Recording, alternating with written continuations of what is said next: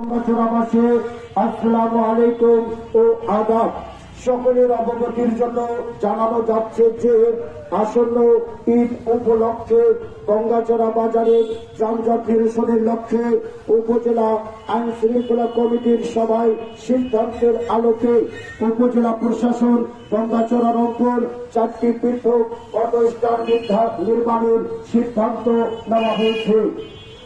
সকল auto rickshaw মালিকগণ ও সম্মানিত যাত্রীবৃন্দকে নির্ধারিত স্ট্যান্ড ব্যবহারের জন্য বিশেষভাবে অনুরোধ করা হল।